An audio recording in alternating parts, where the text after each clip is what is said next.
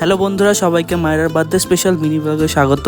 আজ আমরা তোমাদের সাথে আমাদের প্রিয় মায়েরার জন্মদিনের সব মজার মুহূর্তগুলো শেয়ার করব। তো চলো শুরু করা যাক। এখন রাত 12টা বাজে আর আমরা চলে এসেছি ওর কেক স্ম্যাশ দেখতে। দেখো মায়েরা কতটা খুশি আজ। বেশ কয়েকবার চেষ্টা করা হলো যাতে ও নিজেই কেকটা স্ম্যাশ করে, কিন্তু ও বুঝতেই পারছিল না কি করতে হবে। তো অবশেষে ওর বাবা নিজেই ওকে নিয়ে এসে কেকটাকে পুরো স্ম্যাশ করালো। পর ও নিজে কেক খেলো, বাবাকে খাওয়ালো, মাকে খাওয়ালো।